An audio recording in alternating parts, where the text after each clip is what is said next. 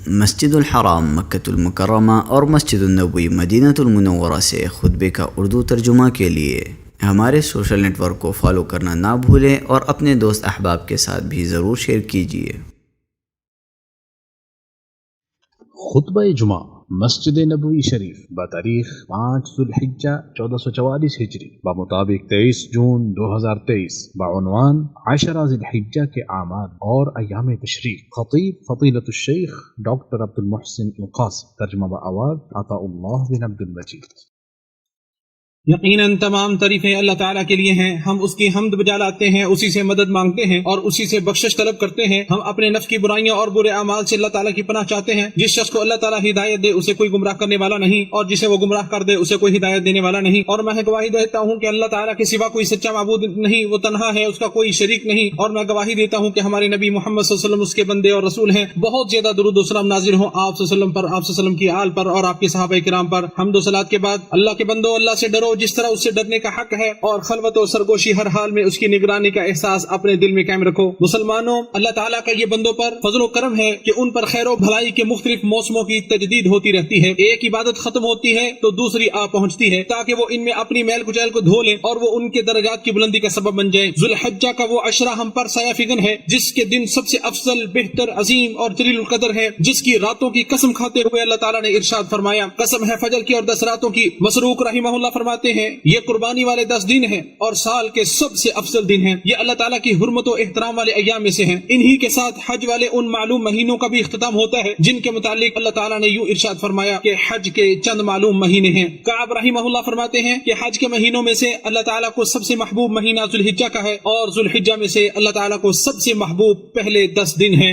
اس کے دن رمضان کے آخری عشرے کے دنوں سے بھی زیادہ افضل ہیں، جیسا کہ نبی کریم صلی اللہ علیہ وسلم نے ارشاد فرمایا، دنیا کے ایام میں سے سب سے افضل دن یہی 10 دن ہیں، یعنی ذوالحجہ کے۔ اسے ابن حبان نے روایت کیا ہے۔ شیخ الاسلام ابن تیمیہ رحمہ اللہ فرماتے ہیں، دنوں کے اعتبار سے رمضان کے آخری عشرے سے ماہ ذی الحجہ کا عشرہ افضل ہے، اور راتوں کے اعتبار سے ذوالحجہ کے عشرے سے رمضان کا آخری عشرہ افضل ہے۔ ذی الحجہ کے عشرے کی فضیلت کی وجہ یہ ہے کہ اس میں نماز، روزہ، صدقہ اور حج جیسی بڑی بڑی عبادات جمع ہوتی ہیں، جو ان کے علاوہ دوسرے دنوں میں جمع نہیں ہوتی۔ اس کے دنوں اور راتوں کا باہمی تقابل اس میں خیر و بھلائی کو سمیٹنے اور اسے غنیمت جاننے کا داعی ہے۔ اعمال صالحہ کو بکثرت انجام دینا اس عشرے کے فوائد و ثمرات اور غنیمتوں میں سے ہے، کیونکہ ان دنوں میں کیا گیا عمل اللہ تعالیٰ کو دوسرے ایام سے زیادہ محبوب اور پسند ہے، جیسا کہ نبی کریم صلی اللہ علیہ وسلم نے ارشاد فرمایا، ذوالحجہ کے 10 دنوں کے مقابلے میں دوسرے کوئی ایام ایسے نہیں جن میں نیک عمل اللہ تعالیٰ کو زیادہ محبوب ہوں۔ لوگوں نے عرض کیا، اللہ کے رسول، اللہ کی راہ میں جہاد کرنا بھی نہیں؟ تو آپ صلی اللہ علیہ وسلم نے فرمایا، اللہ کی راہ میں جہاد کرنا بھی نہیں سوائے اس مجاہد کے جو اپنی جان اور اپنا مال دونوں لے کر اللہ کی راہ میں نکلا، پھر کسی چیز کے ساتھ واپس نہ لوٹا۔ اسے امام بخاری نے روایت کیا ہے۔ ابن رجب رحمہ اللہ فرماتے ہیں، یہ حدیث اس بات کی دلیل ہے کہ ان 10 دنوں کا عمل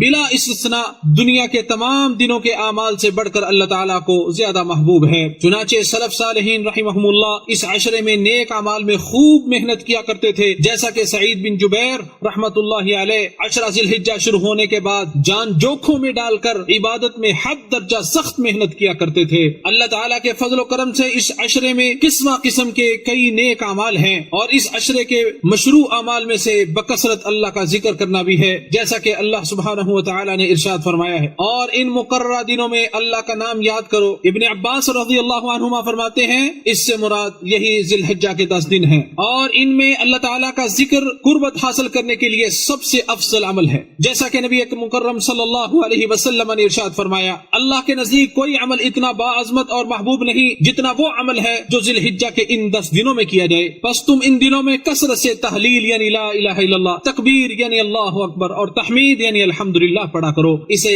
امام احمد نے مسند میں روایت کیا ہے۔ امام نووی رحمہ اللہ فرماتے ہیں، دوسرے ایام کی بنسبت اس عشرے میں بکثرت ذکر و اذکار کرنا مستحب ہے، اور یوم عرفہ میں بکثرت ذکر و اذکار کرنا باقی عشرے کے دنوں سے بھی زیادہ مستحب ہے، اور سب سے افضل ذکر تلاوت قرآن مجید ہے، جو کہ ہدایت اور نور مبین ہے، جبکہ کسی بھی وقت مطلق طور پہ تکبیرات پڑھنا عشرہ ذی الحجہ کا امتیازی شعار ہے اور وصف ہے۔ عبداللہ بن عمر اور ابو ہریرہ رضی اللہ عنہم ان 10 دنوں میں بازار کی طرف نکل جاتے اور تکبیرات پڑھنا شروع کر دیتے، اور ان کی وجہ سے لوگ بھی تکبیرات کا سلسلہ شروع کر دیتے۔ اسے امام بخاری نے معلق بلا سند اس کو روایت کیا ہے۔ حاجی لوگ اور غیر حاجی لوگ سب کے لیے عرفہ کے دن نماز فجر سے تمام فرض نمازوں کے بعد مقید تکبیرات شروع ہو جاتی ہیں، جو ایام تشریق کے آخری دن نماز عصر تک جاری رہتی ہیں۔ اس عشرے کے اعمال میں سے صدقہ و خیرات کرنا بھی ہے۔ یہ صدقہ ایسی نیکی ہے جس سے مصائب دور اور غم ختم ہو جاتے ہیں، اور سب سے بہترین صدقہ وہ ہے جو محتاجی اور ضرورت کے وقت کیا جائے اور فضیلت والے وقت میں کیا جائے، جیسا کہ نبی کریم صلی اللہ علیہ وسلم نے ارشاد فرمایا، بیواؤں اور مسکینوں کے لیے کوشش کرنے والا اللہ کے راستے میں جہاد کرنے والے کی طرح ہے۔ راوی کہتے ہیں میں سمجھتا ہوں اس حدیث میں یہ بھی فرمایا تھا اس نماز میں کھڑے رہنے والے شخص کی طرح ہے جو تھکتا ہی نہ ہو، اور اس لگاتار روزے رکھنے والے کی طرح ہے جو افطار ہی نہ کرتا ہو۔ اسے امام بخاری اور مسلم نے روایت کیا ہے۔ اس عشرے کے مستحب اعمال میں سے پہلے 9 دن کے روزے رکھنا بھی ہے۔ امام نووی رحمہ اللہ فرماتے ہیں یہ عمل تاکید کے ساتھ مستحب قرار دیا گیا ہے، اور عرفے کے دن کا روزہ تو گزشتہ اور آئندہ 2 سالوں کے گناہوں کا کفارہ بن جاتا ہے۔ اسے امام مسلم نے روایت کیا ہے۔ حاجی کے لیے افضل یہ ہے کہ وہ نبی کریم صلی اللہ علیہ وسلم کی اقتداء کرتے ہوئے روزہ نہ رکھے اور دعا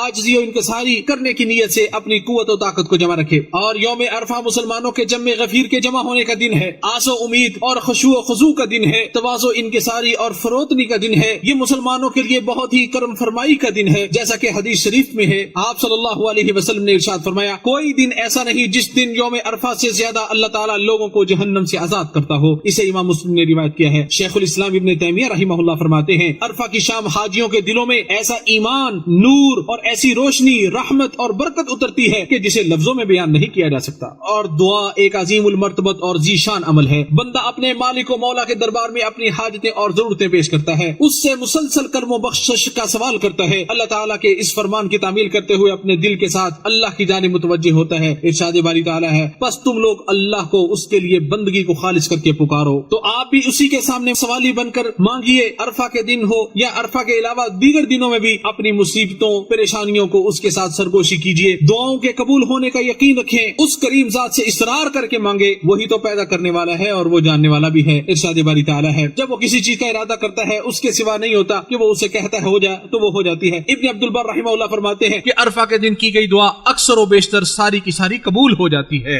ذوالحجہ کے اس عشرے میں قربانی والا دن بھی ہے، جو دنوں میں سے سب سے زیادہ اللہ تعالیٰ کو پسند ہے اور وہ اللہ کے ہاں سب سے عظیم ہے، جیسا کہ نبی صلی اللہ علیہ وسلم نے ارشاد فرمایا اللہ تعالیٰ کے نزدیک سب سے عظیم دن یوم النحر ہے، پھر یوم القر یعنی 11 ذوالحج ہے۔ اسے ابو داؤد نے روایت کیا ہے۔ اور یہ اللہ تعالیٰ کے ہاں نہایت ہی حرمت و احترام والا دن ہے، جیسا کہ نبی صلی اللہ علیہ وسلم نے قربانی والے دن اپنے حجۃ الوداع کے خطبے میں ارشاد فرمایا، سن لو دنوں میں سے تمہارا یہ دن سب سے زیادہ حرمت والا اور مہینوں میں سے تمہارا یہ مہینہ سب سے حرمت والا ہے۔ اسے امام احمد نے مسند میں روایت کیا ہے۔ اور یہ مسلمانوں کی 2 عیدوں میں سے ایک عید اور ارکان اسلام میں سے ایک رکن کی ادائیگی پر فرحت و سرور کا دن ہے۔ یہ مناسک حج کے دنوں میں سے افضل، اظہر اور مجمع کے اعتبار سے اکثریت والا دن ہے۔ یہی حج اکبر کا دن ہے، جیسا کہ ارشاد باری تعالیٰ ہے، اور اللہ اور اس کے رسول کی جانب سے حج اکبر کے دن تمام لوگوں کی طرف صاف اعلان ہے۔ اسی قربانی والے دن میں اللہ تعالیٰ نے اپنے نبی اور مومنوں کو دین کے مکمل ہونے کی خبر دی کہ اب وہ اس سے زیادہ کے محتاج نہیں ہے، اسے اللہ تعالیٰ نے مکمل کر دیا ہے، اب اس میں کوئی کمی اور نقص نہیں ہے، اللہ تعالیٰ نے اسے پسند کر لیا ہے، اب وہ اسے کبھی ناپسند نہیں کرے گا، جیسا کہ ارشاد باری تعالیٰ ہے آج میں نے تمہارے لیے تمہارا دین مکمل کر دیا اور اپنی نعمت تم پر پوری کر دی اور اسلام کو بحیثیت دین تمہارے لیے پسند کر لیا۔ امام ابن کثیر رحمۃ اللہ علیہ فرماتے ہیں اس امت پر اللہ تعالیٰ کی نعمتوں میں سے یہ سب سے بڑی نعمت ہے کہ اس نے ان کے لیے ان کا دین مکمل کر دیا، اب وہ کسی اور دین کے محتاج نہیں ہے اور نہ ہی کسی اور نبی کی انہیں ضرورت ہے۔ بروز قیامت اللہ تعالیٰ ہر نبی سے سوال کرے گا کہ اس نے اپنی امت کو رسالت پہنچائی تھی یا نہیں، جیسا کہ نبی صلی اللہ علیہ وسلم نے ارشاد فرمایا کہ تم سے میرے متعلق سوال کیا جائے گا۔ اسے امام مسلم نے روایت کیا ہے۔ قربانی والے دن نبی صلی اللہ علیہ وسلم نے صحابہ اکرام سے سوالیہ انداز میں فرمایا کیا میں نے تمہیں پہنچا دیا؟ تو انہوں نے جواب دیا جی ہاں۔ آپ صلی اللہ علیہ وسلم نے فرمایا اے اللہ تو گواہ بن جا۔ اسے بخاری و مسلم نے روایت کیا ہے۔ اس عظیم دن میں نبی صلی اللہ علیہ وسلم نے صحابہ اکرام کو امت کے متعلق وصیت فرمائی وہ اس دین کو لوگوں تک پہنچائیں۔ آپ صلی اللہ علیہ وسلم نے ارشاد فرمایا یہاں موجود لوگ غائب لوگوں کو پہنچا دیں، کیونکہ بہت سے لوگ جن تک یہ پیغام پہنچے گا سننے والوں سے زیادہ پیغام کو یاد رکھنے والے ثابت ہوں گے۔ اسے بخاری و مسلم نے روایت کیا ہے۔ مظہری رحمہ اللہ فرماتے ہیں اس میں اس بات کی ترغیب ہے کہ لوگوں کو چاہیے کہ وہ نبی صلی اللہ علیہ وسلم کی احادیث اور دیگر علوم شرعیہ کی تعلیم حاصل کریں، کیونکہ اگر تعلیم و تعلم علم نہ ہوتا تو لوگوں کے درمیان علم ختم ہو جاتا. عید کی خوشیوں میں مگن ہو کر ممکن ہے لوگ ذکر الہی سے غافل ہو جائیں، تو اس لیے اللہ تعالیٰ نے ارشاد فرمایا اور گنتی کے چند دنوں میں اللہ کی یاد میں مشغول رہو. ابن عباس رضی اللہ عنہما فرماتے ہیں الایام المعدودات سے مراد ایام تشریق ہیں، اور یہ قربانی والے دن کے بعد 3 دن یعنی 11، 12 اور 13 ذو الحجہ ہیں. اور نبی صلی اللہ علیہ وسلم نے ارشاد فرمایا ایام تشریق کھانے پینے اور اللہ کے ذکر کرنے کے دن ہیں. اسے امام مسلم نے روایت کیا ہے. ابن حجر رحمہ اللہ فرماتے ہیں 10 ذی الحجہ کی فضیلت تو ثابت ہی ہے، اس سے ایام تشریق کی فضیلت بھی ثابت ہو جاتی ہے. ایام نحر یعنی قربانی والے دن اور ایام تشریق میں سے ایک ایسی مالی اور بدنی عبادت ہے جو اللہ تعالیٰ کے نزدیک تمام اعمال سے زیادہ پسندیدہ ہے، اور جسے اللہ تعالیٰ نے نماز کے ساتھ بیان کیا ہے. ارشاد باری تعالیٰ ہے بس تو اپنے رب کے لیے نماز پڑھ اور قربانی کر. اللہ تعالیٰ نے قربانی کے بارے میں اخلاص کی ترغیب دلائی ہے، اور اس میں صرف اللہ وحدہ لا شریک کی ذات ہی مقصود ہو.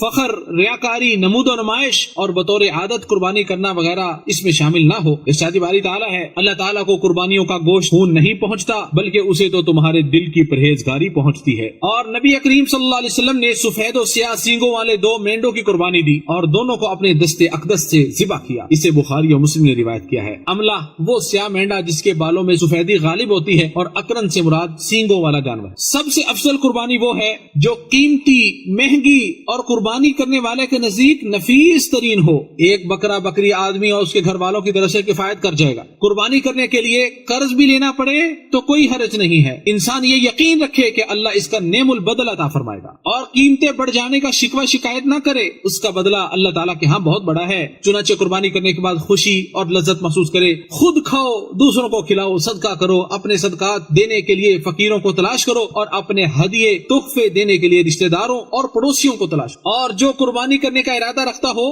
اس پر ان 10 دنوں میں اپنے ناخن اور بالوں میں سے کوئی چیز بھی کاٹنا حرام ہے، جیسا کہ نبی کریم صلی اللہ علیہ وسلم نے ارشاد فرمایا جس کے پاس قربانی کا جانور ہو جسے وہ ذبح کرنا چاہتا ہے تو جو ہی ذو الحجہ کا چاند نظر آئے تو وہ اپنے ناخن، بال وغیرہ کسی چیز کو بھی نہ کاٹے یہاں تک کہ قربانی کر لے. اسے امام مسلم نے روایت کیا ہے. اور گناہوں کی خطرناکیاں رحمت و خیرات کے موسموں میں بڑھ جاتی ہیں، جیسا کہ ارشاد باری تعالیٰ ہے بے شک اللہ تعالیٰ کے ہاں مہینوں کی گنتی 12 مہینے ہیں اللہ کی کتاب میں. جس دن سے اللہ نے زمین و آسمان پیدا کیے ان میں سے 4 حرمت والے مہینے ہیں، یہی سیدھا دین ہے، سو ان میں اپنے اوپر ظلم نہ کرو. قتادہ رحمہ اللہ فرماتے ہیں حرمت والے مہینوں میں ظلم و زیادتی کا گناہ عام دوسرے مہینوں کی بنسبت بڑھ جاتا ہے. اگرچہ ظلم ہر حال میں ہی بڑا سنگین جرم ہے، لیکن اللہ تعالیٰ اپنے جس حکم کو بڑا کرنا چاہے وہ کر دیتا ہے. اس تمام تفصیل کے بعد اے مسلمانوں، سعادت مند وہی شخص ہے جس نے گھڑیوں، لمحوں، دنوں اور مہینوں کے موسموں کو غنیمت سمجھا اور عبادات و اطاعت سے اپنے مولا کا قرب حاصل کیا. عین ممکن ہے کہ وہ ان بابرکت جھونکوں میں سے کسی جھونکے سے سرفراز ہو کر ایسی سعادت حاصل کر لے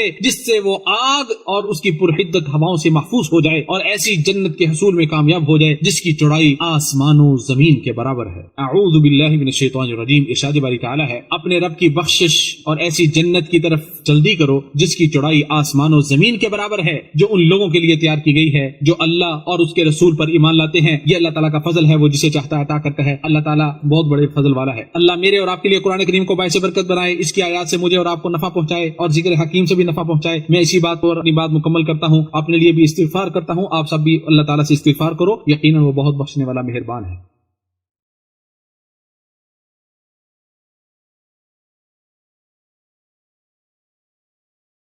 تمام تعریفیں اللہ تعالیٰ کے لیے ہیں اس کے احسانات پر، اور ہر طرح کا شکر ہے اس کی توفیق اور انعامات پر. میں اللہ کی عظمت شان کا اعتراف کرتے ہوئے گواہی دیتا ہوں کہ اس کے علاوہ کوئی معبود برحق نہیں، وہ تنہا ہے، اس کا کوئی شریک نہیں. اور میں گواہی دیتا ہوں کہ محمد صلی اللہ علیہ وسلم اس کے بندے اور رسول ہیں. بے شمار درود و سلام نازل ہوں آپ صلی اللہ علیہ وسلم پر، آپ صلی اللہ علیہ وسلم کی آل پر، اور آپ صلی اللہ علیہ وسلم کے صحابہ کرام پر. حمد و صلات کے بعد دین میں توبہ کا بہت بڑا رتبہ اور مقام ہے، اور یہ کامیابی و کامرانی اور سعادت مندی کا باعث ہے. اور اللہ تعالیٰ نے تمام گناہوں سے توبہ کرنا پوری امت پر واجب قرار دیا ہے. جس نے اللہ کے لیے بیوی اور جھوٹے بچے کا دعویٰ کیا تھا، اللہ نے ان کے متعلق یوں ارشاد فرمایا یہ لوگ کیوں اللہ کی طرف نہیں جھکتے اور کیوں استغفار نہیں کرتے. اور مومنوں سے اللہ تعالیٰ نے فرمایا اے مومنوں تم سب کے سب اللہ سے توبہ کرو تاکہ تم کامیاب ہو جاؤ. اور نبی اکرم صلی اللہ علیہ وسلم دن میں 100 بار اللہ تعالیٰ سے توبہ کا سوال کرتے تھے، جیسا کہ نبی اکرم صلی اللہ علیہ وسلم نے ارشاد فرمایا اے لوگو اللہ تعالیٰ سے توبہ کرو کیونکہ میں اللہ تعالیٰ سے ایک دن میں 100 بار توبہ کرتا ہوں. اسے بخاری اور مسلم نے روایت کیا ہے. اور پھر ہمیں تو توبہ کی اور بھی زیادہ ضرورت. بندے کا سب سے افضل دن وہ ہے جس دن اس کی توبہ قبول ہو جائے. جیسا کہ نبی صلی اللہ علیہ وسلم نے کعب بن مالک رضی اللہ تعالیٰ عنہ سے فرمایا،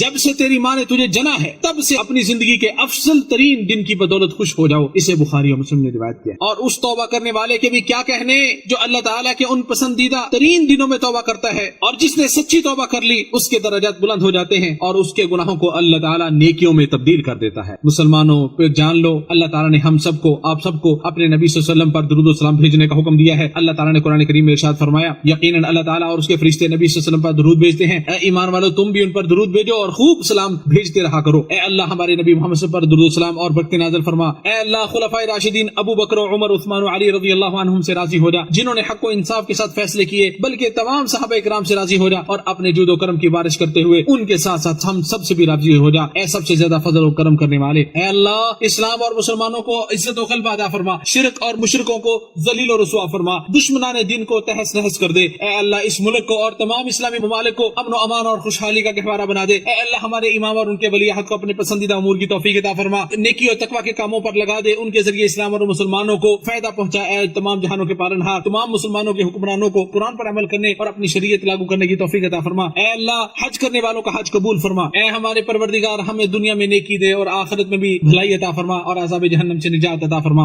اے ہمارے پروردگار ہم نے بڑا نقصان کیا اور اگر ہماری مغفرت نہ کرے گا اور ہم پر رحم نہ کرے گا تو واقعی ہم نقصان پانے والوں میں سے ہو جائیں گے. اللہ کے بندو، اللہ تعالیٰ عدل کا، بھلائی کا اور قرابت داروں کو مالی تعاون دینے کا حکم دیتا ہے اور بے حیائی کے کاموں، نشائستہ حرکتوں اور ظلم و زیادتی سے روکتا ہے، اور وہ خود تمہیں نصیحت کرتا ہے تم نصیحت حاصل کرو. وہ اللہ جو عظمت اور جلال والا ہے اسے یاد کرو، وہ تمہیں یاد کرے گا. اس کی نعمتوں پر اس کا شکر ادا کرو، وہ تمہیں اور زیادہ عطا کرے گا. بے شک اللہ کا ذکر بہت بڑی چیز ہے. جو کچھ تم کر رہے ہو اللہ تعالیٰ اس سے باخبر ہے.